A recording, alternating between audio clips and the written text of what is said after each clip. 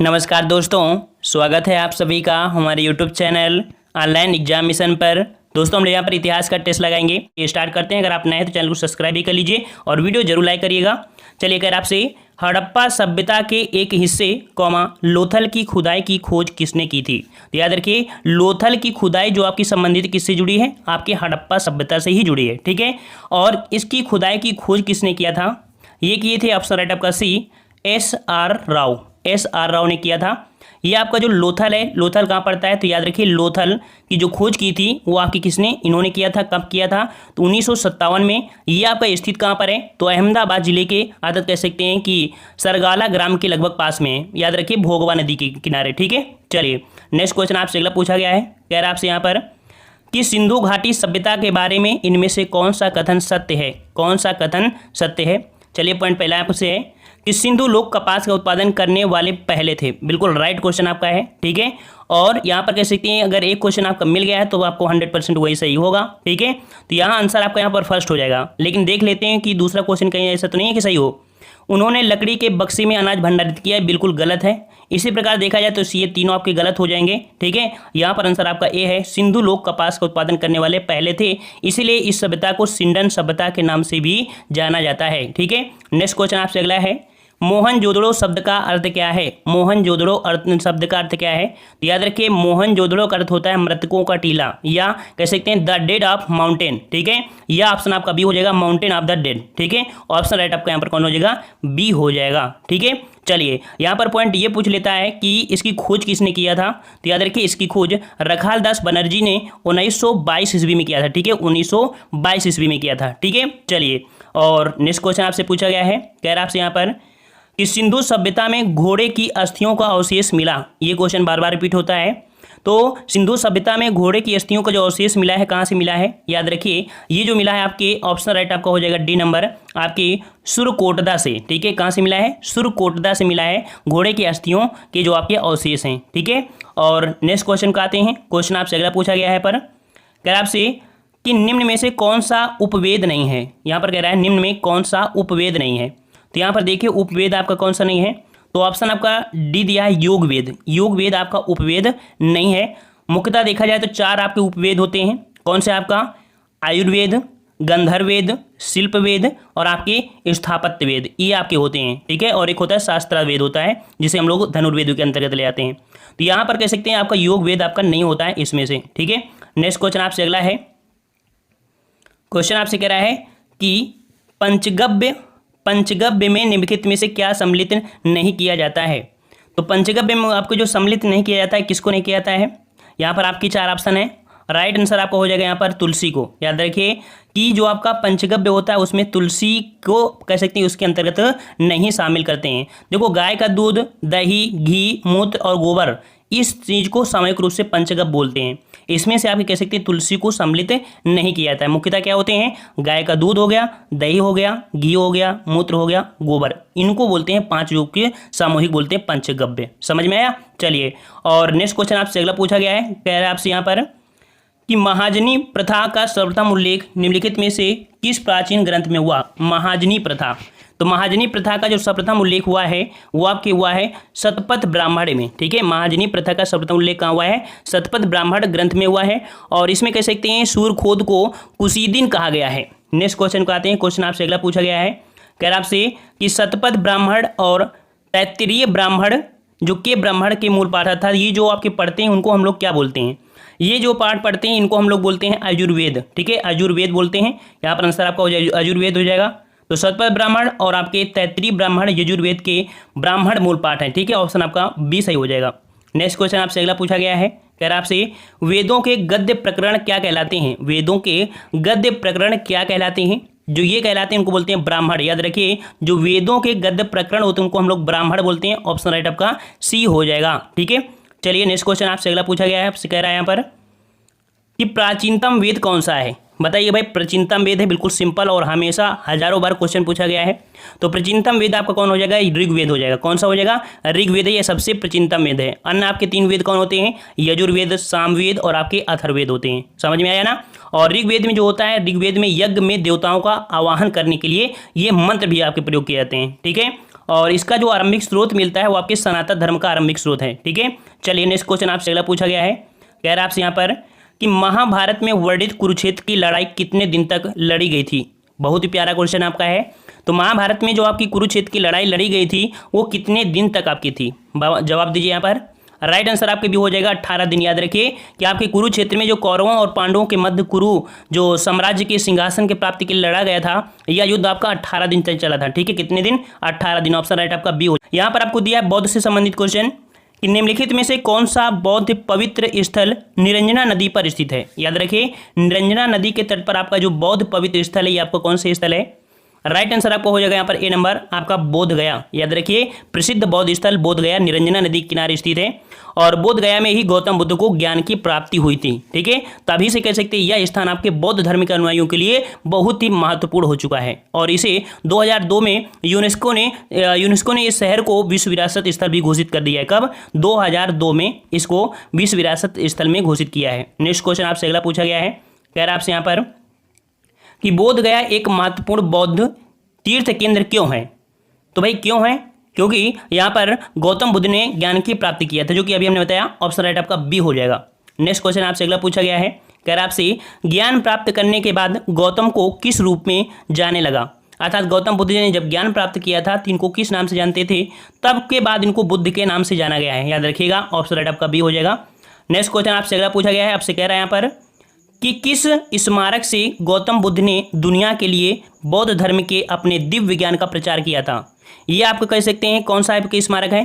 Four का option right आपका हो जाएगा बी नंबर। ये आपका है महाबोधि मंदिर समूह। ठीक है, महाबोधि मंदिर समूह को कह सकते हैं इसके प्रचार किया था। ठीक है, नेक्स्ट क्वेश्चन आपसे अगला पूछा गया है। कह रहा आपसे यहाँ पर कि बुद्ध को परिनिर्वाण कहाँ प्राप्त हुआ था। परिनिर्वाण मतलब होता है मृत्यु। ठीक है, इनको जो आपका प्राप्त हुआ था इनको आपकी कुशीनगर में। याद रखिए ऑप्शन राइट आपका बी हो जाएगा कि महात्मा बुद्ध को मल्ल गणराज्य की राजधानी कुशीनगर, ठीक है, जिसे कुशीनारा के नाम से भी जानते थे, 483 ईस्वी में महापरिनिर्वाण या परिनिर्वाण इनको प्राप्त हुआ था। ठीक है, मतलब इनकी मृत्यु वहाँ पर हुई थी। ठीक है, और नेक्स्ट क्वेश्चन का आते हैं। क्वेश्चन आपसे अगला पूछा गया है। कह रहा आपसे उस स्थान का नाम बताएं जहां बौद्धों की मान्यता के अनुसार गौतम बुद्ध ने अपनी मृत्यु के बाद परिनिर्वाण प्राप्त किया था। लगभग क्वेश्चन आपका वही है। 6 का ऑप्शन राइट आपका हो जाएगा बी नंबर आपका हो जाएगा कुशीनगर। ठीक है, नेक्स्ट क्वेश्चन आपसे अगला पूछा गया है कि बुद्ध ने अपना पहला उपदेश कहाँ दिया था। बुद्ध ने अपना पहला उपदेश कहाँ पर दिया था। तो याद रखिएगा बुद्ध ने अपना पहला उपदेश दिया था आपके सारनाथ। ऑप्शन राइट आपका बी हो जाएगा सारनाथ में। और पहले उपदेश को बुलाता है धर्म चक्र परिवर्तन। ठीक है, किस भाषा में, तो आपके पाली भाषा में। सबसे ज़्यादा आपके उपदेश कहाँ पर दिए हैं, तो आपकी श्रावस्ती में। और कौन सी भाषा का प्रयोग किया है, तो आपकी पाली भाषा का प्रयोग किया है। समझ में आ गया सभी क्वेश्चन। चलिए, अगर आप अभी वीडियो को लाइक नहीं किए हैं तो जरूर लाइक कर दीजिएगा। ठीक है, नेक्स्ट कर आपसे यहाँ पर गौतम बुद्ध ने धर्मचक्र परिवर्तन सूत्र, अर्थात उसी को बोलते हैं धर्मचक्र परिवर्तन का जो उपदेश दिया था आपके कहाँ पर दिया था। 9 का ऑप्शन राइट आपका हो जाएगा डी आपके सारनाथ में। कहाँ पर, सारनाथ में। नेक्स्ट क्वेश्चन आपसे अगला पूछा गया है। देखिए कनिष्क 2018 में देखो ये क्वेश्चन आपका आया है। हम क्वेश्चन जो भी आपको लेके आए हैं पूछे हुए क्वेश्चन आपके यूपी ट्रिपल में है। अगला है कि पाली में बौद्ध ग्रंथों को आमतौर पर त्रिपिटक यानी कह सकते हैं 3 फोल्ड बास्केट कहा जाता है। इनमें से कौन सा त्रिपिटकों में शामिल नहीं है। तो आपके त्रिपिटक होते हैं बौद्धों में 3 मतलब त्रिपिटक बोलते हैं। इनमें से आपका देखिए अभिधम त्रिपिटक होता है और कह सकते हैं शुद्ध पिटक भी होता है, विनय पिटक, लेकिन उस उपशाखा पिटक नहीं होता। ऑप्शन आपका सी, ये आप कह सकते हैं बौद्धों में त्रिपिटक नहीं है। और इसके पहले हमने इतिहास का मास्टर वीडियो प्रोवाइड कराया है, उसको भी आप आई बटन में देखने को मिल जाएगा, तो वहाँ पर देख सकते हैं मास्टर वीडियो है। बेहतरीन क्वेश्चन आपके हैं, लेकिन वहाँ पर कह सकते हैं कि एसएससी लिखा है तो इसका मतलब एसएससी में ऐसा नहीं कि आपके इतिहास के क्वेश्चन पूछे नहीं जाते हैं। आप देखिएगा कंटेंट बहुत बेहतरीन है। अगर मास्टर वीडियो पढ़ लेते हैं तो आपको बार बार मतलब कह सकते हैं 100 सुनार की 1 लोहार की ऐसा हो जाएगा। ठीक है, चलिए क्वेश्चन आपसे पूछा है नागार्जुन कौन थे। नागार्जुन कौन थे, तो नागार्जुन जो थे ये एक बौद्ध दार्शनिक थे। ऑप्शन राइट आपका बी हो जाएगा। नागार्जुन क्या थे, एक बौद्ध दार्शनिक थे। नेक्स्ट क्वेश्चन आपसे अगला पूछा गया है कि भारत में स्थित किस शहर को विश्व का सबसे पुराना शहर माना जाता है। तो याद रखिए विश्व का सबसे पुराना शहर माना जाता है किसे, तो आपके ऑप्शन राइट आपका हो जाएगा कौन सा यहाँ पर, वाराणसी। बी नंबर आपका हो जाएगा वाराणसी। कहते हैं कि हिंदू पौराणिक कथा के अनुसार वाराणसी जो आपकी है वो आपकी 5000 वर्ष पुराना शहर है और यह विश्व में प्राचीनतम शहर है। और बुद्ध काल में वाराणसी काशी राज्य की राजधानी थी। ठीक है, वाराणसी काशी की राजधानी थी। नेक्स्ट क्वेश्चन आपसे अगला पूछा गया है। देखिए अब जैन से क्वेश्चन आपको मिलेंगे। कि पहले जैन तीर्थकर कौन थे। पहले जैन तीर्थकर कौन थे? बिल्कुल सिंपल क्वेश्चन, ये थे आपकी ऋषभ। याद रखिए, जैन परंपरा के अनुसार देखा जाए तो जैन धर्म में कुल 24 तीर्थकर हुए हैं और जैन धर्म के मूल संस्थापक या प्रवर्तक को जो थे या प्रथम तीर्थकर उन्हें वही थे आपकी ऋषभ देव। और ऋषभ देव को हम लोग आदिनाथ भी माना जाता है, मतलब ऋषभ देव यह कह सकते हैं आदिनाथ। और याद करिए 23वां वाला वो पूछा जाता है, 23वें आपके जो थे वो आपके पार्श्वनाथ थे और 24वें नंबर के जो थे आपके महावीर स्वामी थे। ठीक है ना। और ऑप्शन में आपका इसका जो आंसर हो जाएगा पहले आपके हैं ऋषभ। नेक्स्ट क्वेश्चन आपसे अगला पूछा गया है, कह रहा है आपसे यहाँ पर कि जैन धर्म में 3 रत्न, जैन धर्म में देखिए 3 रत्न दिए हैं, उनमें से निर्वाण का मार्ग कहा जाता है। तो क्या है? तो जैन धर्म में 3 वर्ड बोले गए हैं, सही विश्वास, सही ज्ञान और सही आचरण। ठीक है, ये 3 आपके होते हैं, तो इसी को बोला जाता है, कह सकते हैं कि निर्वाण इसी के माध्यम से प्राप्त हो सकता है। ऑप्शन आपका डी सही हो जाएगा। नेक्स्ट क्वेश्चन आपसे अगला पूछा गया है कि मनुष्य जीवन का सर्वोत्तम ध्येय है कैवल्य, जिसका अर्थ है। तो कैवल्य मतलब क्या होता है भाई? कैवल्य का मतलब ये होता है कि जिसको अपनी इच्छाओं पर विजय प्राप्त कर ले। ठीक है, विजय प्राप्त कर ले, तो आंसर आपका इसका ये हो जाएगा। या कह सकते हैं कि उसको जब ज्ञान की प्राप्ति होती है तो जैन धर्म में कैवल्य कहा जाता है। ठीक है, और जब इच्छाओं पर विजय प्राप्त कर लेगा तो ज्ञान की प्राप्ति हो ही जाएगी। इस प्रकार से आंसर राइट आपका ए सही हो जाएगा। नेक्स्ट क्वेश्चन आपसे अगला पूछा गया है जो कि मौर्य काल से है कि विशाख दत्त द्वारा लिखित मुद्रा राक्षस कौन सी भाषा में लिखा गया है। तो मुद्रा राक्षस जो लिखी गई है वो कौन सी भाषा में लिखी गई है? राइट आंसर आपको यहाँ पर हो जाएगा सी नंबर, आपकी संस्कृत भाषा में। याद रखिए, विशाख दत्त द्वारा रचित तो आपकी मुद्रा राक्षस जो आपकी है एक संस्कृत भाषा का एक नाटक है। ठीक है, नाटक है जिसकी रचना 4वीं शताब्दी के उत्तरार्ध में 5वीं शताब्दी की लगभग मध्य में की गई थी। ठीक है, चलिए नेक्स्ट क्वेश्चन आपसे अगला पूछा गया है, कह रहा है आपसे यहाँ पर कि सम्राट अशोक का कौन सा शिलालेख कलिंग पर उसके विजय का उल्लेख है। तो याद रखिए, कलिंग पर विजय प्राप्त किया था आपके अशोक ने, इसके लिए एक कह सकते हैं वहाँ पर आपका एक शिलालेख था। वो आपका शिलालेख कौन था? यह आपका है 13वां। कौन सा है? 13वां शिलालेख के माध्यम से अशोक के विजय का परचम पता चलता है। कहाँ पर? कलिंग युद्ध में। ठीक है, चलिए नेक्स्ट क्वेश्चन को आते हैं। क्वेश्चन आपसे अगला पूछा गया है, कह रहा है आपसे यहाँ पर अशोक के आक्रमण के दौरान कलिंग अर्थात पूर्वी प्रांत की राजधानी कौन थी। तो कलिंग की जो राजधानी थी वो कौन सी राजधानी थी? ये थी आपकी ऑप्शन राइट आपका डी नंबर, तोसली थी। ठीक है, कौन थी? तोसली राजधानी थी उस समय जो आपकी कलिंग की। ठीक है, नेक्स्ट क्वेश्चन आपसे अगला पूछा गया है, कह रहा है आपसे यहाँ पर कि निम्नलिखित में से कौन सा अशोक के साम्राज्याधीन नहीं था, अर्थात अशोक के साम्राज्य में ये सम्मिलित नहीं था। कौन सा नहीं सम्मिलित था? 4 का ऑप्शन राइट आपका यहाँ पर हो जाएगा डी नंबर, आपका कामरूप। याद रखिए, कश्मीर भी था, गुर्जर भी था, कर्नाटक भी था, लेकिन कामरूप नहीं था। ये कामरूप आपका इसमें से शामिल नहीं था। ठीक है, ऑप्शन राइट आपका डी यहाँ पर आपका सही हो जाएगा। ठीक है, और नेक्स्ट क्वेश्चन का आते हैं। क्वेश्चन नंबर आपका अगला पूछा गया है 5वां नंबर आपसे ये कि अशोक के कौन से शिलालेख में ब्राह्मणी लिपि का प्रयोग नहीं हुआ है। बहुत ही आईएमपी क्वेश्चन आपका है, ये क्वेश्चन हर एग्जाम में पूछा जाता है। तो अशोक के कौन से शिलालेख में ब्राह्मणी लिपि का प्रयोग नहीं हुआ है? 5 का ऑप्शन राइट आपका यहाँ पर हो जाएगा बी नंबर, आपके देख लेते हैं साहबजागढ़ी में। ठीक है, सहबाजगढ़ी में कह सकते हैं कि ब्राह्मी लिपि का प्रयोग नहीं हुआ है। और ये जो कह सकते हैं कि अशोक के 14 वृहद शिलालेख हैं जो कि विभिन्न राज्यज्ञ या शासन देश में हैं। ठीक है, और नेक्स्ट क्वेश्चन में आते हैं। क्वेश्चन आपसे अगला पूछा गया है, अच्छा यहाँ से क्वेश्चन पूछता है किस लिपि में? तो खरोष्टी लिपि में लिखी गई। ये जो आपका है खरोष्टी लिपि में, ये बताने का प्रयास कर रहे थे। चलिए नेक्स्ट क्वेश्चन आपसे अगला पूछा गया है कि अशोक के प्रधान शिलालेखों में सबसे बड़ा शिलालेख, बहुत ही आईएमपी क्वेश्चन।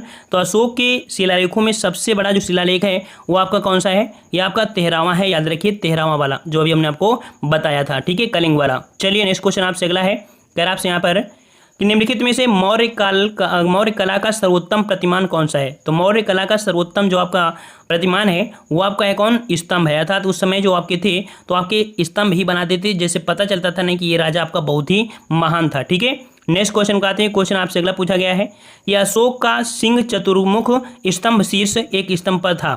मतलब कि अशोक का सिंह चतुर्भुज स्तंभ जो आपका है वो आपका स्तंभ था, ये आपका कहाँ से? देखिए, इसका आंसर आपका डी हो जाएगा, सारनाथ। मतलब कि देख सकते हैं कि सम्राट अशोक का एक स्तंभ सारनाथ में स्थित है जिसे अशोक महान ने बनवाया था।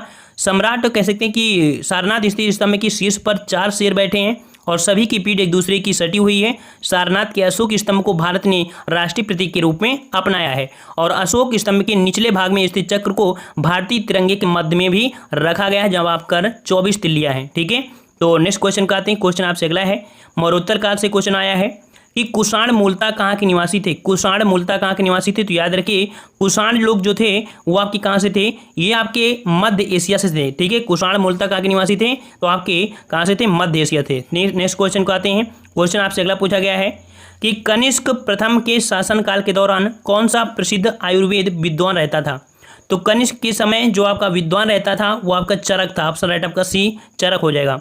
नेक्स्ट क्वेश्चन आपसे अगला पूछा गया जो कि काफ़ी तरीके से क्वेश्चन आपका है कि दी गई जानकारी राजवंश की पहचान, अर्थात ये कौन सा राजवंश है जो आपका ये वर्ड है कि पुष्यमित्र ने इस वंश की स्थापना की थी और उसके प्रभुत्व दक्षिण में नर्मदा नदी तक फैले थे और पाटलिपुत्र अयोध्या विदिशा के शहर शामिल थे। इन्होंने 2 अश्वमेध बलिदान दिए। उन्होंने बैक्ट्रियन राजा मेड्रोटियस को भी हराया। राजवंश का 5वां राजा भागभद्र था। पतंजलि के गौरव ग्रंथ महाभाष्य इस दौरान लिखे गए थे। अर्थात ये कौन सा वंश है जो आपकी ये पूरी प्रक्रिया हुई है, याद रखिए ये प्रक्रिया आपकी है शुंग वंश। कौन सा है, शुंग वंश। ऑप्शन राइट आपका डी हो जाएगा। चलिए नेक्स्ट क्वेश्चन आपसे अगला है जो कि गुप्त एवं गुप्तोत्तर काल से क्वेश्चन आते हैं। अगर आपसे खगोलविद वराहमिहिर और कवि कालिदास किसके दरबार का हिस्सा थे, तो खगोलविद आपके वराहमिहिर और आपके कालिदास जो थे रहते थे वो किसके दरबार में रहते थे, ये रहते थे आपके विक्रमादित्य। ठीक है, खगोलविद जो आपके थे विक्रमादित्य के नवरत्नों में से एक आपके शामिल थे। ठीक है, याद रखिए गुप्त साम्राज्य जो आपके गुप्त सम्राट जो थे चंद्रगुप्त द्वितीय को ही वो क्या बोलते हैं, विक्रमादित्य। ये भी क्वेश्चन आपसे पूछेगा कि किसे विक्रमादित्य की उपाधि से सम्मानित किया गया। सर्वप्रथम आपको विक्रमादित्य बोला गया था चंद्रगुप्त द्वितीय को। ठीक है, चलिए नेक्स्ट क्वेश्चन आपसे अगला पूछा गया है। कह रहा आपसे यहाँ पर अभिज्ञान शकुंतलम किताब के लेखक कौन है। अभिज्ञान शकुंतलम किताब जो लिखा है वो किसने लिखा है, राइट आंसर आपका सी हो जाएगा आपके कालिदास, अर्थात कालिदास ने अभिज्ञान शकुंतलम को लिखा है। और ये संस्कृत भाषा के सबसे महान कवि आपके और नाटककार कालिदास ही थे उस समय। ठीक है, चलिए यहाँ पर एक क्वेश्चन ये पूछ लेता है कि कालिदास के और भी नाटक होते हैं जैसे मेघदूतम, रघुवंशम, कुमार संभव, ठीक है, ऋतुसंहार, ये इनकी महत्वपूर्ण रचना है आपकी कालिदास की। नेक्स्ट क्वेश्चन आपसे कह रहा है कन्नौज से पूर्व हर्षवर्धन कहाँ का शासक था।